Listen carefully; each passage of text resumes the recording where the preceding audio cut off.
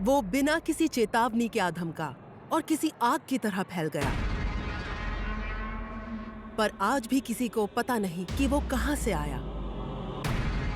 2019 में आया novel corona virus काफी अलग था क्योंकि वो बड़ी आसानी से हमारे बीच फैल रहा था और बहुत तेजी से भी। वुहान में खोजा गया वो पहला केस था जो पिछले साल चाइना के होबे प्रोविंस की राजधानी में मिला था।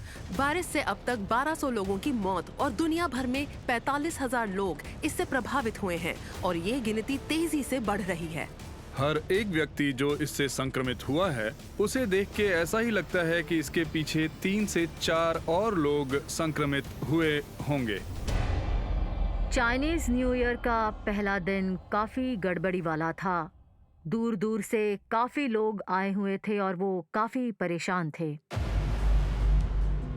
वुहान और आस पड़ोस के शहरों से सारी आवाजाही बंद कर दी गई है, वायरस को फैलने से रोकने की जोरदार कोशिश के तहत।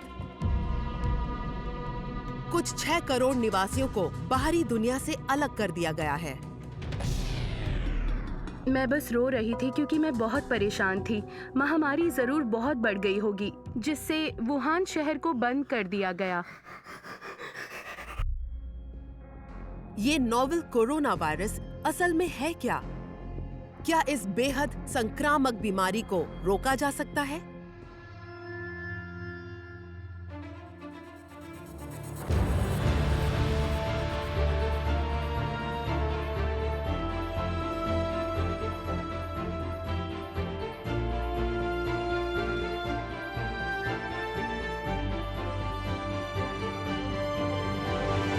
Insight 2019 Novel Coronavirus The Silent Killer।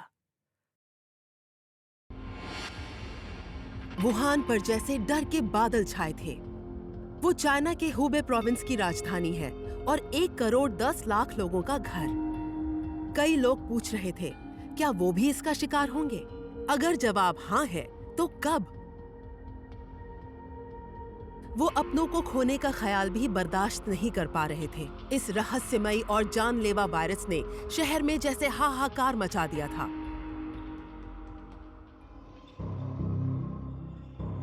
Corona virus ने मात्र 2 महीने के भीतर 1200 लोगों की जानें ली हैं। इस बीमारी से हजारों लोग प्रभावित हो गए, बहुत तेजी से और काफी संख्या में। और यही बात इस भयानक महामारी के डर को बढ़ा देती है। 2019 का नोवेल कोरोना वायरस बिल्कुल अलग है। हमें सार्स को तो पता है और सच कहें तो हमने सार्स को दुनिया भर में 6 से 9 महीनों में काबू कर लिया था, जो कि एक बहुत बड़ी उपलब्धि है। और अगर आप संख्या देखें तो कुछ 8,000 से 10,000 लोग प्रभावित हुए होंगे और उससे निपटने में कई महीने लग गए। पर अगर हम 2019 के नोवेल कोरोना वायरस की तरफ देखें तो हमें नजर आता है कि बहुत से आंकड़े जल्दी जल्दी सामने आ रहे हैं, वो भी बस 1 महीने में। ये सभी दिसंबर 2019 के सर्दी के मौसम में शुरू हुआ। सन्नाटा और मौत का माहौल सारे वुहान शहर को चपेट में लेने वाला था, जिसका कारण एक अनजान बीमारी थी, जिसके कारण कुछ मुट्ठी भर बीमार हुए थे, बुखार और खांसी जैसे लक्षणों के साथ। वुहान में शुरुआत बड़ी ही अजीब तरह की बीमारी से हुई और क्लिनिकल टॉप कंडीशंस के मुताबिक हम इसे अटिपिकल वायरल या अटिपिकल निमोनिया भी कहते हैं। हमारे पास जब कोई मरीज बुखार या खांसी, हाथ पैर में दर्द जैसे सामान्य लक्षण लेकर आता है तो वो लगभग फ्लू जैसी बीमारी लगती है। पर आपको पता चल जाता है क्योंकि कोई गड़बड़ जरूर है, क्योंकि छाती के एक्सरे में वो नजर आती है। इन्फ्लुएंजा के लिए किए गए सारे परीक्षण या किसी और विषाणु के परीक्षण नेगेटिव आते हैं और फिर बहुत लोग इस बीमारी के शिकार होते हैं और देखा गया है कि सब में ये लक्षण दिखाई देते हैं। चाइनीज हेल्थ अथॉरिटीज को इस किस्म का पहला मरीज पिछले साल 8 दिसंबर को मिला था, जिसमें यही लक्षण मौजूद थे। संक्रमण के छोटे आंकड़े देखते ही देखते बड़ी संख्या में तब्दील हो गए। कहा जाता है शुरुआत में पाए गए 2 मरीज वुहान के फिश होलसेल मार्केट में काम करते थे। ये सबकी नजरों में तब आया जब सामान्य लगने वाले लक्षणों के कारण पहले मरीज की जान गई। 9 जनवरी 2020 को एक खतरनाक वायरस के कारण 61 वर्षीय बुजुर्ग की मौत हो गई, जो इस मार्केट में हमेशा खरीदारी के लिए आया करते थे। शुरुआती जांच से पता चला कि उनके पास जितने पेशेंट्स आए थे उनमें से ज्यादातर पेशेंट्स मार्केट के उस खास हिस्से की ओर इशारा कर रहे थे जहां वन्य जीवों का व्यापार चलता था। और फिर देखने पर यह भी लगता है कि जैसे ये दूसरे वन्य जीवों से निकलकर किसी और प्रजाति में फैला होगा, पर कौन सी ये नहीं पता, क्योंकि इन सभी जीवों को एक ही पिंजरे में रखा जाता है और फिर इन्हें अच्छा मौका मिल जाता है एक प्रजाति से दूसरी प्रजाति तक जाने का, और फिर वहां से निकलकर एक तरह से कहें तो जैसे जानवरों की प्रजातियों से इंसानों में आ जाते हैं।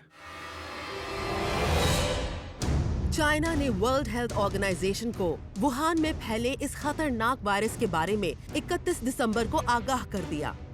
29 जनवरी को जब तक WHO इस वायरस को ग्लोबल इमरजेंसी करार दे देता, तब तक ये वायरस चाइना के 31 प्रोविंसेस में फैल चुका था और एशिया, यूरोप और उत्तरी अमेरिका के 20 से भी ज्यादा देशों में फैल चुका था। जब आपको इसके बारे में पता चलता है और उसे देखते हैं तो लगता है जैसे ये पहले हो चुका है। ये वाकई में बिल्कुल सार्स जैसा लगता है जो हमने सन 2003 में देखा था, जहां केसेस बढ़ते ही चले जा रहे थे और फिर अचानक केसेस का जैसे विस्फोट हो गया। हाल ही में हुआ नोवेल कोरोना वायरस विस्फोट 2002 के सार्स एपिडेमिक से काफी मिलता जुलता है। सालों पहले सार्स ने सारे इलाके को तबाह कर दिया था, 8000 लोगों को प्रभावित किया था और 774 लोगों की जानें गई थीं। जब उसे पहली बार खोजा गया, चाइनीज हेल्थ अथॉरिटीज ने उसके सार्स होने से साफ मना कर दिया, जो 2002 का सीवियर एक्यूट रेस्पिरेटरी सिंड्रोम था। इसके बाद की गई खोजबीन से पता चला कि ये महामारी कोरोना वायरस के कारण है, जिससे सार्स कोरोना वायरस की तुलना में 76% जेनेटिक समानताएं हैं। सिर्फ फर्क ये है कि सार्स की तुलना में ये कम जानलेवा है, पर बहुत तेजी से फैलता है। हर एक व्यक्ति जो इससे संक्रमित हुआ है, उसे देख के ऐसा ही लगता है कि इसके पीछे 3 से 4 और लोग संक्रमित हुए होंगे। तो अगर आपको 6000 लोग बीमार नजर आते हैं तो असलियत में कम से कम 20 से 30,000 लोग बीमार हो सकते हैं। ये बहुत ही सामान्य अनुमान है, क्योंकि ये आंकड़े इससे कई गुना ज्यादा भी हो सकते हैं। 2019 का कोरोना वायरस बिल्कुल अलग है, क्योंकि वो बड़ी आसानी से हमारे बीच फैलता है और बीमार करता है। हमारे सिर्फ संपर्क में आने से या बात करने से ये बीमारी फैलने का डर लगा रहता है, जो सार्स में नहीं था। शुरुआती स्टडीज से ये पता चला है कि वायरस का इंक्यूबेशन पीरियड, यानी कि संक्रमण होने के समय से संकेत और लक्षण दिखने तक तकरीबन 5 से 7 दिन का वक्त लगता है। ऐसा लगता है कि मरीज दूसरों को इन्फेक्ट कर सकते हैं जब वो एसिम्प्टोमेटिक हों, मतलब जब उनमें बीमारी के कोई भी लक्षण दिखाई ना दे रहे हों। एसिम्प्टोमेटिक इन्फेक्शन और माइल्ड इन्फेक्शंस तो हम देख ही रहे थे। अब हम ऐसे लोग भी देख रहे थे जो इंक्यूबेशन पीरियड के दौरान भी बीमारी फैला सकते थे। सार्स के बारे में हालात कुछ अलग थे, जिसमें संक्रमण की गति कम नजर आती थी। Infectious disease specialist doctor Liang हो नाम इस खतरनाक वायरस से भली भांति वाकिफ हैं। वो भी तो कुछ समय पहले एक सार्स पेशेंट थे। इस वायरस से वो 2003 में बीमार हुए थे, जब वो एक महिला मरीज का इलाज कर रहे थे, जो हांगकांग से हवाई सफर करके सिंगापुर आई थी। सार्स के मरीजों से बीमारी का खतरा शुरुआती 7 दिनों के बाद सबसे ज्यादा होता है। दूसरे शब्दों में कहें तो अगर मैं बीमार हो जाता हूं और मैंने अपने आप पर पहले 7 दिनों में इलाज कर लिया, तो मैं इस बीमारी को फैलने से रोकने में कारगर साबित हो सकता हूं। पर 2019 में आया नोवेल कोरोना वायरस बिल्कुल अलग है। आप इसे सामान्य दिखने वाले लोगों में भी पा सकते हैं, और ये चाइना के मिनिस्टर ऑफ हेल्थ ने मान लिया था कि ये असिम्प्टोमेटिक व्यक्ति, जो व्यक्ति दिखने में सामान्य लगता है, वो भी दूसरों में ये बीमारी फैला सकता है और हमें 7 दिनों तक रुकने की भी आवश्यकता नहीं है। जब वे लक्षण दिखने लगेंगे, बीमारी दिखे इससे पहले से ही फैलने लगती है। इससे वायरस को बड़े पैमाने में फैलने का मौका मिल जाता है और इसी कारण हम लोग वायरस का इतने बड़े पैमाने पे फैलाव देख रहे हैं, जो वाकई ही बहुत चिंताजनक है। कोरोना वायरस कई प्रकार के प्राणियों की प्रजातियों में पाया जाता है, जैसे कैमल, कैटल, सिविट कैट्स और बैट्स। कभी-कभी वायरस स्ट्रेन्स बदलते हैं और जानवरों से इंसानों में फैलने लगते हैं। ये तरीका 2002 में आए सार्स में देखा गया था। 2012 में मध्य पूर्व के रेस्पिरेटरी सिंड्रोम या मर्स में और अब 2019 में नोवेल कोरोना वायरस में। जैसे सोचा था वैसे ही बीमारी के फैलने का कारण सामने आया। उसके बाद वुहान का सी फूड मार्केट बंद कर दिया गया, जो कानूनी और गैर कानूनी व्यापार और अनोखे वन्य जीवों के सेवन का केंद्र था। पिंजरे कभी बदले नहीं जाते और गंदगी के कारण बीमारी फैलती है। ये खतरनाक वायरस के निर्माण की जगह बन जाती है, जो कि प्राणियों में फैलती है और दूसरे दिन मनुष्यों में, जो इन प्राणियों के ठीक संपर्क में आ जाते हैं। एक दिन सही बदलाव होगा जिससे मनुष्यों में रिसेप्टर सही बैठ जाएगा और इसके कारण एक मनुष्य में बीमारी फैलना शुरू हो जाएगी। पर ऐसा कौन सा प्राणी या कौन सा रिजर्वॉयर था जिसकी वजह से ये बीमारी फैली है? अब ये सब जानने में हमें कुछ और समय लगेगा। हमें सार्स को समझने में भी कुछ वक्त लगा था। अगर मुझे ठीक से याद है तो 10 महीने लगे थे, तो अब ये कुछ समय तक चलता रहेगा। हालात बहुत जल्दी बदल रहे हैं। इस वक्त वायरस ताकतवर होते जा रहे हैं। बीमारों की संख्या और ज्यादा बढ़ने वाली है। इसलिए हमें बस मानसिक तौर पर तैयार रहना होगा, क्योंकि ये सार्स से भी भयानक हो सकता है। सामान्य लोगों की इस पर प्रतिक्रिया क्या है? डॉक्टर्स और नर्सेस इससे कैसे निपट रहे हैं? हमारी नर्सेस ने पूरे दिन कुछ भी खाया पिया नहीं था। मैं चिंता करती रही और जब मेरी आंख खुली और मैंने खबरें देखी कि वुहान को बंद कर दिया गया है, तब मैंने उसी समय अपनी माँ को फोन लगाया। जिस पल मैंने उनसे बात करनी शुरू की, तब से वो बस रो ही रही थी। उन्हें बहुत गहरा सदमा लगा था।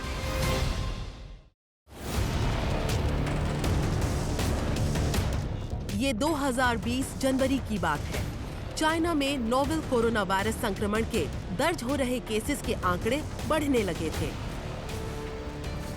अस्पताल इस जानलेवा वायरस के संक्रमण की आशंका से भर्ती हुए लोगों से जूझ रहे थे।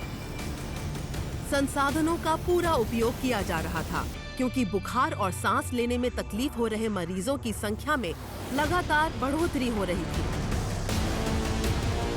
नर्स होने के नाते हम जिम्मेदारियों से भाग नहीं सकते। उस दिन हमने हमारी शिफ्ट पे कुछ भी खाया पिया नहीं था। पूरा दिन हम मरीजों की देखभाल कर रहे थे। सभी मेडिकल स्टाफ ने हमारी चाइनीज न्यू ईयर की छुट्टियां रद्द कर दी है और हम रोज काम में जुट गए हैं।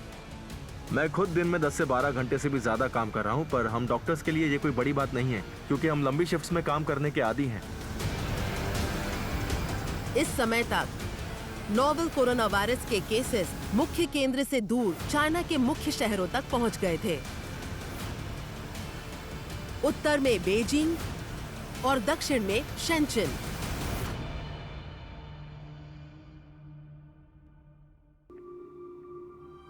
चौ चुए चुआंग शेंचन के पीडियाट्रिक वार्ड में एक सीनियर नर्स हैं। जब उन्हें पहली बार इस महामारी के बारे में चेतावनी मिली, तो उन्होंने जल्दी से अपना नाम इन्फेक्शियस डिजीजेस डिपार्टमेंट में वॉलंटियर बनने के लिए दर्ज कराया। जबकि वो संक्रमण की बीमारी से लड़ने के लिए ट्रेंड नहीं है, फिर भी उन्होंने ये जिम्मेदारी उठाई। उन्होंने मदद करना अपनी जिम्मेदारी समझी। उन लोगों को जो अस्पताल में इलाज करवाने आ रहे लोगों की तादाद से उलझ रहे थे।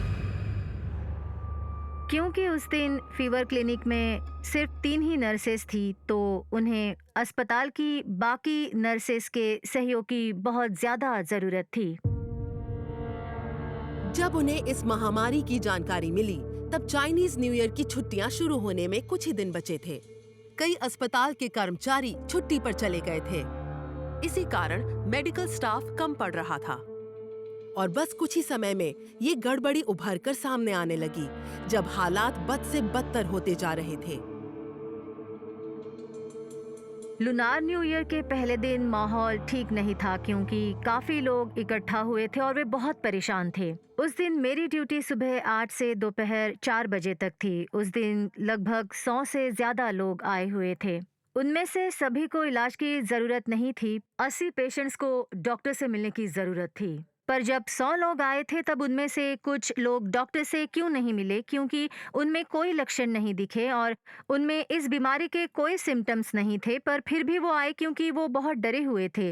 वो बहुत दूर से आए थे, बसों में, ट्रेनों में ट्रैवल करके आए थे, तो वो तसल्ली करना चाहते थे कि कहीं उन्हें भी ये बीमारी ना हो गई हो और इसी कारण वो अपनी जांच करवाना चाहते थे। अस्पताल की सुविधाएं बहुत ही कम पड़ने लगी थीं।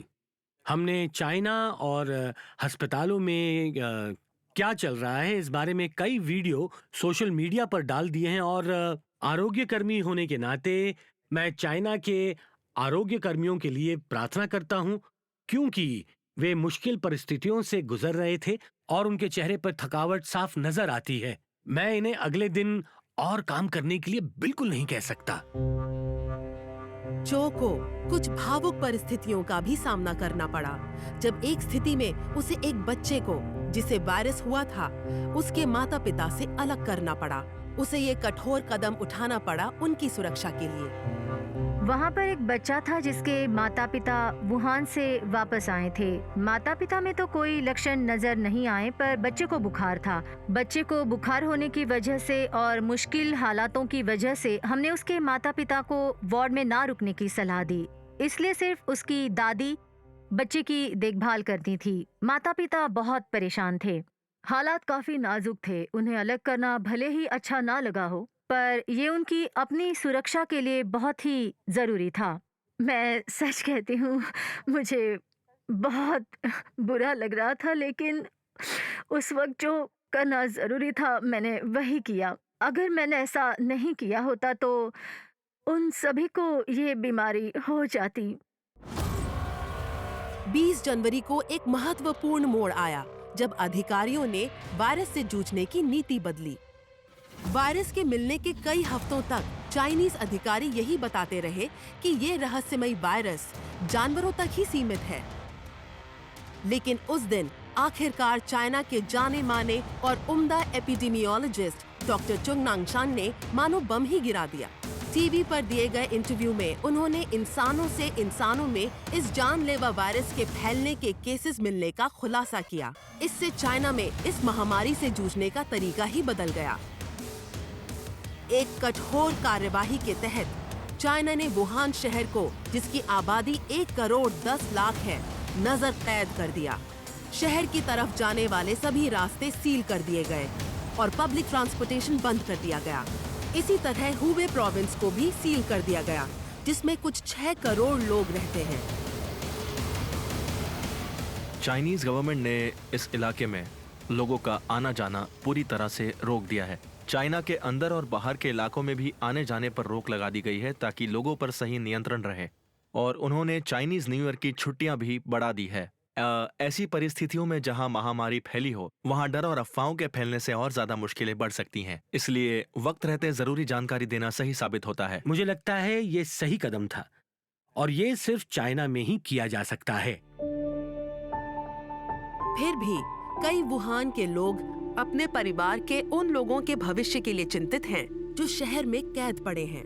22 साल की लू वुयन इन्हीं में से एक है। वो पिछले 1 साल से बीजिंग में काम कर रही थी और अपने घर वुहान लौटकर चाइनीज न्यू ईयर अपने परिवार के साथ मनाने की राह देख रही थी। पर घर वापसी का ये लंबा इंतजार इस खबर के आने पर टूट सा गया जब इंसान से इंसान में वायरस के फैलने की बात सामने आई। जब उसकी माँ ने फोन करके उसे वुहान आने से मना किया तो उसका दिल टूट गया। नए साल पर घर जाने का वो बेसब्री से इंतजार कर रही थी, खासकर अपने परिवारजनों से 1 साल से दूर रहने के बाद। ये सब डॉक्टर जोंग नानशान के इंटरव्यू के बाद हुआ, जिसमें उन्होंने बताया कि इंसानों से इंसानों में बीमारी फैल सकती है। इसके बाद मुझे माँ का फोन आया और वो पल मैं कभी नहीं भूल सकती। उन्होंने मुझे लौटने से मना कर दिया और आखिरकार मैंने बीजिंग में ही रहने का फैसला किया। मुझे 29 जनवरी तक वुहान लौट जाना चाहिए था, पर उन्हें लगा इसमें बहुत बड़ा खतरा है। साथ ही मेरी तबीयत भी थोड़ी ठीक नहीं थी, इसलिए मैंने सोचा कि बीजिंग में रहना सुरक्षित होगा। पहले मैं बीजिंग में रहना नहीं चाहती थी, मैं घर लौटना चाहती थी, पर मेरे परिवार ने सलाह दी कि बीजिंग में रहना ही ज्यादा सुरक्षित होगा, इसलिए मैं यहाँ से लौट कर नहीं गई, मैं यहीं रुक गई।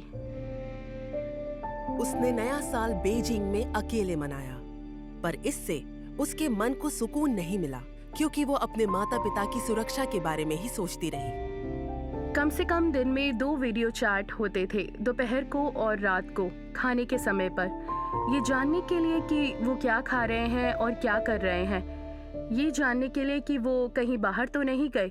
उन्हें बाहर बिल्कुल नहीं जाना चाहिए। सुबह 4 बजे मेरी आंख खुली एक बुरे सपने से, क्योंकि मेरी मानसिक अवस्था ठीक नहीं थी। मैं चिंता करती रहती और जब मैं तकरीबन 4 बजे उठी, मैंने शहर बंद करने की खबर सुनी। मैंने तुरंत माँ को फ़ोन लगाया। मुझे वो फ़ोन कॉल याद है। जैसे ही मैंने आंखें खोली, मैं बस रो ही रही थी। मैं रो रही थी क्योंकि मुझे उनकी बहुत ज़्यादा फिक्र हो रही थी। महामारी ने ज़रूर भयंकर रूप ले लिया होगा, तभी पूरा शहर बंद कर दिया गया है। उस वक्त मैंने मेरी माँ से पूछा, अब आगे क्या उनकी ज़रूरत का सामान उनके पास है? मैंने इंटरनेट पर देखा तो लोग कह रहे थे कि जल्दी से हवाई जहाज़ से शहर से निकलो। ये बताता है कि शहरों को बंद करने से पहले फैलाव कितना भयंकर और तेजी से हुआ होगा, और उसी वक्त में काफी लोग बीमार हुए थे, और जो चाइनीज न्यू ईयर मनाने के लिए वुहान से बाहर जाने वाले थे। साथ ही साथ इसी बीच फैलाव और भी तेजी से होने लगा, इसलिए चाइनीज गवर्नमेंट ने जो भी किया वो बिल्कुल सही था, और मेरे हिसाब से यही होना चाहिए था। ये बहुत बेरहम और कल्पना से परे लगता है, पर जो किया वही सही था। जब 2002 में सार्स फैल गया था, तब पूरी दुनिया इससे अनजान थी कि ये वायरस कितना जानलेवा है और कितनी तेजी से फैल सकता है। आज 2019 के नोवेल कोरोना वायरस का तेजी से फैलना भी खतरे की घंटी है। वर्ल्ड हेल्थ ऑर्गेनाइजेशन ने वुहान में रहस्यमय वायरस फैल जाने के बारे में 31 दिसंबर 2019 के कुछ ही दिनों बाद चेतावनी दे दी। इसके बाद सभी देशों ने इस वायरस को रोकने के लिए सुरक्षा कड़ी कर दी। सिंगापुर में उदाहरण के तौर पर वुहान से आने वाले यात्रियों पर नजर रखने के लिए एयरपोर्ट्स पर थर्मल स्क्रीनिंग्स लगा दी गई।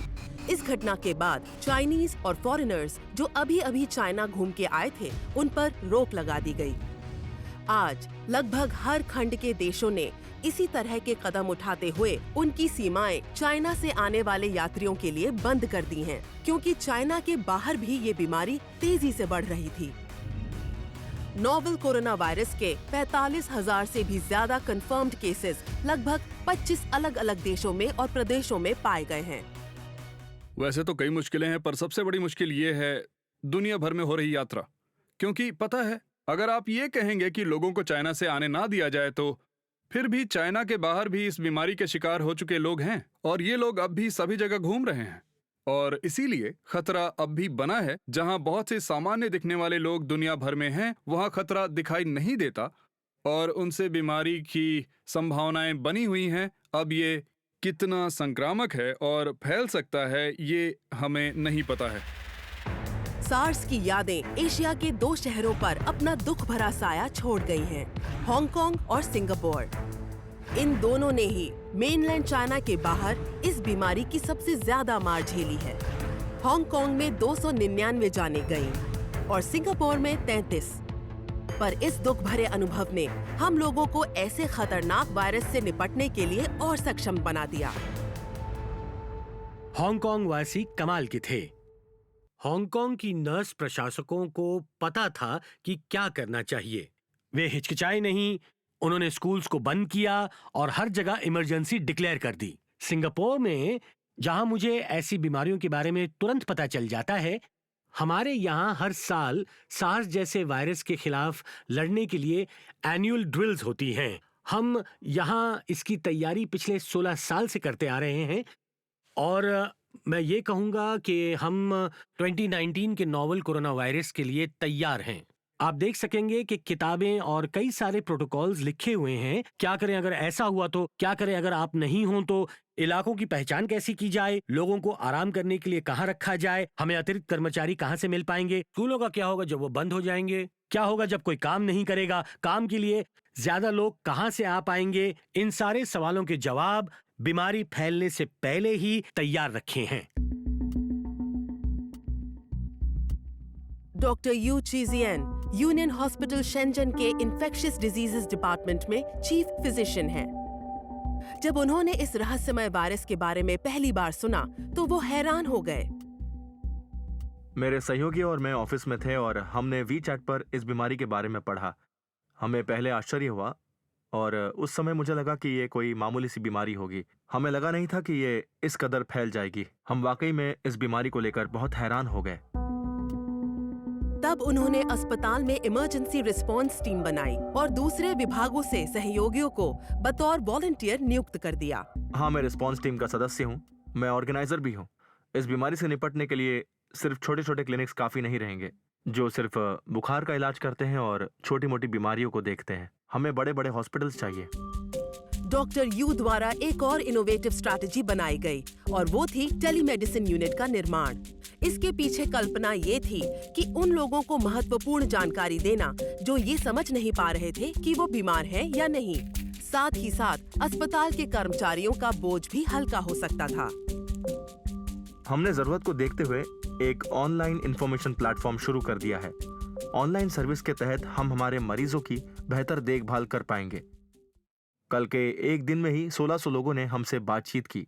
ये नया ऑनलाइन प्लेटफॉर्म मरीजों के लिए बेहतर साबित हो रहा है और इससे लोगों के मन में कोरोना वायरस के बारे में जो भी आशंकाएं हैं उसे दूर करने में मदद मिल रही है। क्योंकि कोरोना वायरस संक्रमण के बाद बहुत सारे मरीज अस्पताल में चले आए थे।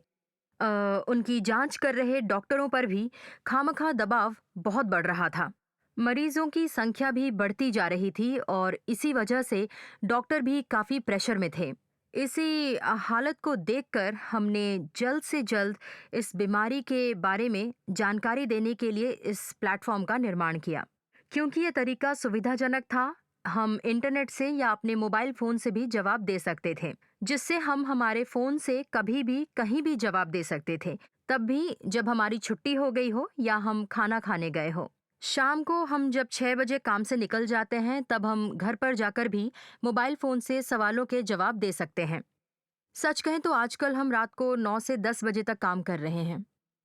ऑफिशियल कंसल्टेशन 10 बजे बंद हो जाता है, पर अगर हम फ्री हैं तो हम 10 बजे के बाद आधी रात तक भी जवाब देते रहते हैं ताकि लोगों को ज़्यादा परेशानी का सामना ना करना पड़े। चो चुए चोंग को असिस्टेंट होने पर गर्व है। इस पीडियाट्रिक नर्स ने वॉलंटियर बन के इमरजेंसी ट्रेनिंग ली ताकि वो उन मरीजों की देखभाल कर सके जो इस न्यूमोनिया जैसे वायरस से पीड़ित हैं। ट्रेनिंग तो अच्छी है। मैं पीडियाट्रिक्स वार्ड में नर्स हूँ, पर मैंने इस नए तरह के न्यूमोनिया की कम से कम 8 ट्रेनिंग सेशंस किए हैं। मैं नए साल के शुरू होने से पहले से लेके अब तक लगातार इस तरह के ट्रेनिंग सेशंस ले रही हूँ। मैं बचाव की मेथड्स पर कई बार ट्रेनिंग ले चुकी हूँ। अस्पताल इन बातों पर ज़्यादा ध्यान देता है ताकि हेल्थ वर्कर्स इन्फेक्ट ना हो। चाइना के जल्द इलाज कराने और रोकथाम के लिए हो रहे लगातार प्रयासों में शामिल है वुहान में बन रहे 2 नए अस्पताल। वो सिर्फ 2 हफ्तों में बनकर तैयार हुए। अधिकारियों ने हजारों कंस्ट्रक्शन वर्कर्स को चाइनीज न्यू ईयर की छुट्टी पर से वापस बुला लिया। तनख्वाह दुगनी और तिगनी कर दी गई और वो बिना घड़ी देखे 2 अस्पताल बनाने का काम करने लगे, जिसमें 2500 बेड की व्यवस्था थी। फिर भी कई चुनौतियां थीं। इन सारे रोकथाम के लिए किए जा रहे कामों के पीछे एक सोच थी जिसे डॉक्टर्स पिरामिड कहते हैं। पिरामिड की नोक पर वो व्यक्ति होता है जिसे हम सिम्टोमेटिक कहते हैं और फिर पिरामिड के निचले हिस्से में वो लोग होते हैं जिन्हें हम यूं कहिए लेस सिम्टोमेटिक कहते हैं, और फिर आपके पास ये बहुत बड़ा हिस्सा पिरामिड के तल में एसिम्टोमेटिक का होता है।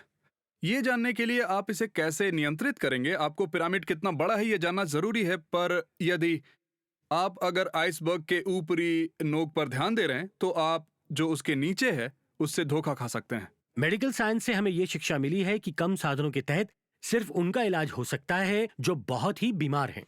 जो बहुत ही बीमार हैं और अस्पतालों में भर्ती हो गए हैं वो असल में पिरामिड के नोक पर हैं, और हम फिलहाल यही 10-20% पेशेंट्स को देख रहे हैं, और बाकी के 80% को हम देख भी नहीं रहे, इलाज नहीं कर रहे, हम उन्हें अलग नहीं रख रहे, उल्टा हम उन्हें वापस भीड़ में भेज रहे हैं जहां वो औरों को फिर से संक्रमित कर सकते हैं, जो बहुत ही चिंताजनक है। जो हम देख नहीं पा रहे हैं ऐसा पिरामिड का एक बड़ा हिस्सा हो सकता है जो आसानी से दिख रहे हिस्से से 40 गुना बड़ा हो सकता है। ये सभी वायरस फैलाने वाली चलती फिरती दुकान है। वर्ल्ड हेल्थ ऑर्गेनाइजेशन के नोवेल कोरोना वायरस को ग्लोबल इमरजेंसी मान लेने के बाद देश के अंदर तेजी से प्रतिक्रियाएं आने लगीं। वुहान आने और जाने वाली सभी उड़ानें और बड़ा हुबे इलाका बंद कर दिया गया, और लोगों को भी चाइना में जरूरत न होने पर यात्रा न करने की सलाह दी गई। Indonesia, Philippines, Japan, south Korea, New Zealand, France, Turkey और यूएस जैसे देशों में अपने अपने नागरिकों को वुहान से वापस लाने की होड़ मच गई, क्योंकि चाइना इस बीमारी को काबू में लाने के लिए संघर्ष करता नजर आ रहा था। क्या चाइना को इस बीमारी के लिए दोषी ठहराना सही होगा? 2003 के सार्स महामारी के दौरान भी सरकारों को 4 महीने लग गए दुनिया को इस संकट के भयानक रूप के बारे में बताने के लिए। बाद में उन पर जानकारी रोकने और छिपाने के आरोप भी लगे। अभी आए संक्रमण में भी सरकारों को ये जानकारी देने में लगभग 1 महीना लगा, जबकि पहला केस 8 दिसंबर 2019 में ही दर्ज हुआ था। 12 जनवरी तक चाइनीज साइंटिस्ट्स ने इस वायरस को नोवेल कोरोना वायरस का नाम दे दिया था, जो सार्स जैसा लगता है। तब से सरकार की तरफ से इसके नियंत्रण और इसे फैलने से रोकने के उपाय किए जा रहे हैं। चाइनीज सरकार ने अंदरूनी आवाजाही पर रोक लगा दी। चाइना के अंदर और बाहर जाना बिल्कुल नामुमकिन है, और इस वजह से लोगों की भीड़ पर काबू पा लिया गया है, जिससे कम से कम बीमारी फैलेगी नहीं। और साथ ही साथ चाइनीज सरकार ने न्यू ईयर की छुट्टियों का समय भी बढ़ा दिया है, और इन सब चीजों की वजह से थोड़ी सी आशाएं बढ़ गई हैं। कुछ अच्छी घटनाएं हैं जहां चाइनीज गवर्नमेंट ने कुछ ठोस उपाय निकाले हैं। मुझे लगता है हमें समस्या की जड़ तक जाना होगा। जो भी उभर रही है या जो बीमारी फैल रही है, इसकी परिस्थिति को समझना होगा, और किस हालात में ये वायरस इंसानों से आगे निकल गया ये भी समझना होगा। आखिर हमसे कहाँ गलती हो गई? हम वन्य जीवन और मानवीय समुदाय को साथ लाने की घटना क्यों घटने दे रहे हैं? हमें इससे बचना चाहिए। और जिस तेजी से नोवेल कोरोना वायरस फैल रहा है, वैसे वैसे डर बढ़ रहा है कि जानलेवा पैथोजेंस या वायरसेस बदलेंगे और फैलेंगे, और ज्यादा जाने लेने के लिए।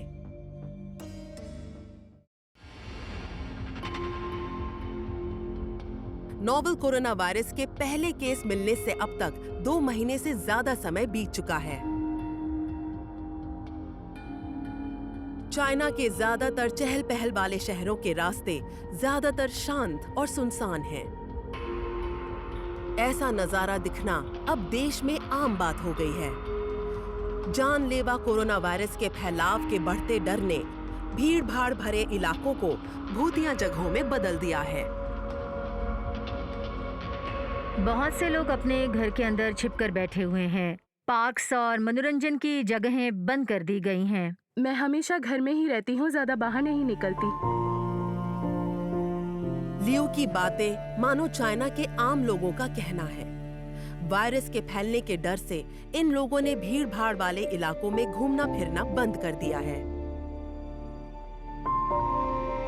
सच कहूँ तो मैं बाहर गई ही नहीं हूँ, इसलिए मुझे पता नहीं। पर मैं एक बात बताना चाहूंगी कि जब मैंने अपनी माँ को फोन लगाया था तो उन्होंने कहा था कि वुहान की भाषा का प्रयोग बीजिंग में ना करें। जब भी मुझे फोन करो तो वुहान की भाषा में बात मत करना, हो सकता है वहाँ से गुजरने वाले लोग तुम्हारा मजाक उड़ाएं। वो काफी परेशान है उसके दोस्त और माता पिता की परिस्थिति देखकर। सभी जगहों से आश्वस्त कर दिए जाने के बावजूद उन्हें ये बात पता है कि वो सिर्फ इतना ही कर सकते हैं जिससे इस बर्बाद कर देने वाले वायरस से अपने आप को बचाया जा सके। मुझे लगता है वो काफी परेशान है, पर माता पिता होने की वजह से वो इस बात को मुझसे जाहिर नहीं कर रहे। मेरी घबराहट और चिंता मेरे दोस्तों के कारण बढ़ जाती है। उनमें से कुछ लोगों की अभी अभी नौकरी लगी होगी और वो जल्दी घर चले गए होंगे, इसलिए वो अभी भी वुहान में ही होंगे, पढ़ाई या काम के सिलसिले में। इस वजह से हमारी बात सीधी और सच्ची होती है। वो मुझे बताते हैं कि वो कैसा महसूस कर रहे हैं। वहाँ बहुत ही निराशा और चिंता का माहौल है। वहाँ उन्हें टैक्सी तक नहीं मिल रही। पर मेरे माता पिता की बात करें तो वो हमेशा यही कहते हैं कि यहाँ सब कुछ ठीक है, सब सुरक्षित है, मुझे चिंता नहीं करनी चाहिए। पर मैं सच्चाई को अनदेखा नहीं कर सकती। सच्चाई ये है कि डर का माहौल वुहान के हर घर में फैला हुआ है। अधिकारियों के वायरस की रोकथाम के लिए की गई लाख कोशिशों के बावजूद मौत के आंकड़े थमने का नाम ही नहीं ले रहे हैं। इस बीच साइंटिस्ट की टीम वक्त के साथ चल रही इस दौड़ में एक वैक्सीन की खोज कर रही है जो इससे लड़े और बीमारी को फैलने से रोके। क्या ऐसा कुछ हो सकता है जिससे जल्दी ही इसकी वैक्सीन बनाई जा सके? अभी आए नोवेल कोरोना वायरस की एक अच्छी बात ये है कि हम हमारे पास उपलब्ध सार्स कोरोना वायरस वैक्सीन के ज्ञान का उपयोग कर सकते हैं और सभी सिद्धांतों का 2019 नोवेल कोरोना वायरस पर प्रयोग भी कर सकते हैं। उन्हें बस अब इतना ही करना है कि उसे डिजाइन करना है। डिजाइन करना तुलना में आसान है। इसे बढ़ाते समय बताओ कि वैक्सीन वही काम करेगी जिस काम के लिए वो बनी है। फिर इसके हजारों में प्रोटोटाइप बनाए जाएंगे ताकि ये सभी लोगों को एक बड़ी संख्या में दिया जा सके। पर बुरी खबर ये है कि एक्सपर्ट्स के मुताबिक नोवेल कोरोना वायरस के लिए वैक्सीन विकसित करने और बनाने में महीनों तक लग सकते हैं। वैक्सीन को उपयोग में लाने से पहले इसे कई क्लिनिकल ट्रायल से गुजरना होगा ताकि ये वक्त रहते बीमारी का फैलाव रोकने के काम आए। इसे आसानी से 9 से 12 महीने लग सकते हैं। हालांकि अभी भी वैक्सीन उपलब्ध है, इस समय भी है, पर भारी मात्रा में इसे बनाने के लिए कई महीनों का समय लग सकता है। हम लाखों करोड़ों डोजेस की बात कर रहे हैं, चाइना के, पूरे एशिया के और पूरी दुनिया के लोगों तक आसानी से पहुंचने के लिए, और इसमें समय तो लगेगा ही। इसी बीच आसानी से मिलने वाली वैक्सीन न होने के कारण तुरंत ही बचाव करने वाले उपाय जोर शोर से लागू करने होंगे। चाइना ने तब से अपने लोकप्रिय जानवरों के व्यापार पर रोक लगा दी है जब तक ये मसला हल नहीं हो जाता। इंटरनेशनल साइंटिफिक कम्युनिटी से भी लगातार दबाव बढ़ रहा है कि ये रोक हमेशा के लिए कायम कर दी जाए। मुझे लगता है ये कुछ जो सार्स के समय हुआ वैसा ही है, क्योंकि वन्य जीवों के व्यापार को देखिए तो पता है अगर तभी काफी चीजें कर दी गई होती 15 से ज्यादा 17 साल पहले, शायद जाने दीजिए, हम पीछे तो जा नहीं सकते हैं। इंसान और जानवर साथ साथ रहने के लिए नहीं बने हैं। इस तरह के वायरस वन्य जीवों में पनपते हैं। आप इंसान और वन्य जीवों को साथ लाने जैसी परिस्थितियां निर्माण करेंगे तो ऐसी स्थितियों में लंबे समय तक ये बात चलती रहेगी, और मुझे लगता है आप समझ ही गए होंगे कि हम नसीब को आजमा रहे हैं। हम वो हर चीज खाते हैं जो उड़ती है, तैरती है या रेंगती है, और जब आप इन प्राणियों को अपने डाइनिंग टेबल पर लाते हैं तब हम उनके साथ वायरस को भी न्योता देते हैं। हो सकता है आप खाना खाते समय ना देख पाते हों क्योंकि वो पकाते समय नष्ट हो जाते हैं, पर खाना बनाते समय खाना पकाने वाला, प्राणी लाने वाला, वो मार्केट जहां से प्राणी बिकते हैं, ये सब इस वायरस के रडार पर आ जाते हैं। हमने बिल्कुल यही देखा जब सार्स 2003 में आया था। 2003 में उन्हें पता चला था कि प्राणी रखने वालों में सार्स का फैलाव हो गया था। असली सार्स आने से पहले ही ये एक तरह से जन्म ले चुका था, जैसे उन्होंने सार्स के लिए रोग प्रतिकार शक्ति बना ली हो। और इसे रोकने का एक उपाय ये है जो चाइना की सरकार ने कर दिया है, वो है वन्य जीवों को खाने में शामिल ना करना। शायद हमें हमारे खानपान के बारे में फिर से सोचने की जरूरत है। पर जैसे जैसे वायरस को काबू में लाने का ये युद्ध बढ़ेगा, और भी अनजान सवाल खड़े होंगे जिनके जवाब हमें देने होंगे। उदाहरण के लिए, वायरस कितना जानलेवा है? ये कहां पैदा हुआ है?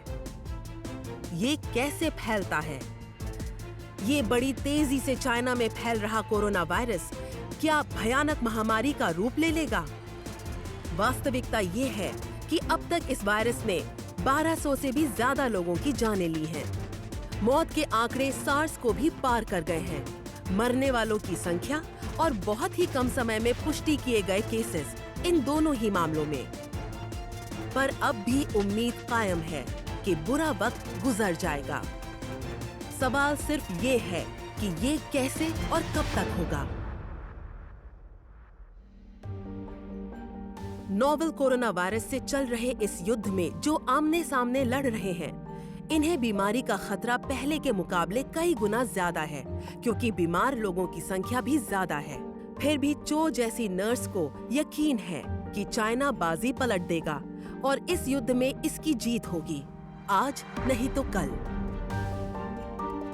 मुझे यकीन है क्योंकि रोकथाम के पूरे इंतजाम कर दिए गए हैं। फिलहाल हर कोई पब्लिक प्लेस पर जाते वक्त मास्क पहन रहा है, जिसमें अंडरग्राउंड, पब्लिक ट्रांसपोर्ट, सुपरमार्केट्स और कम्युनिटीज शामिल हैं। ये वायरस के फैलने को रोक देता है। मुझे लगता है कि ये काफ़ी है और काफ़ी लोग घर पर भी बैठे हैं, अपने आप को अलग रखे हुए हैं। कई पब्लिक प्लेसेस, पार्क्स और मनोरंजन की जगहें बंद हैं।